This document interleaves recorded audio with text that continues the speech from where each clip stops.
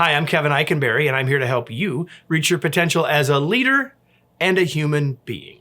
Welcome to Remarkable TV and the Remarkable Leadership Podcast. If you happen to be watching on YouTube, so glad that you are. Make sure you punch the subscribe button so you don't miss any future episodes. Today, I'm going to give you a different take on planning. Are you ready? Let's get started. Planning. I think when you think about plans and planning, that there are two things that you would agree on that I think most everyone would agree on. And here they are. Number one, plans are important.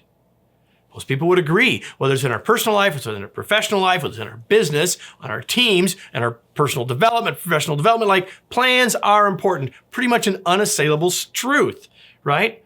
Second thing you probably will agree with, plans change.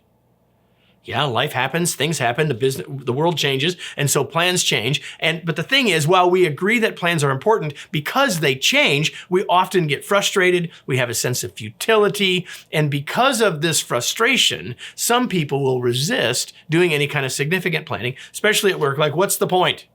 Right? That sense of futility sets in, and like just after we make them, they're going to change anyway. Why are we even doing this? See, there's the problem, because there's a mistake that we're making, and it relates to this idea. Here it is.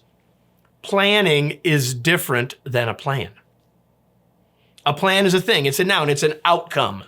But planning is a process.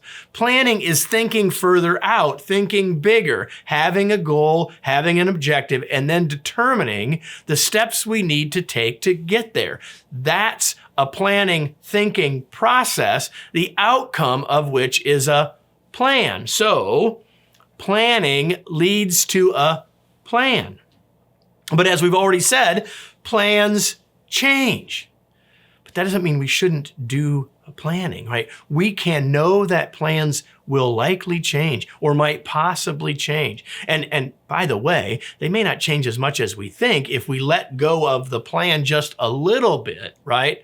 And when we let go of the plan just a little bit, we can still value the thinking and the planning, the process that got us to the plan. Because if we do that, we have a better chance of adjusting the plan if we need to, because plans change, right? So when plans change, resume planning.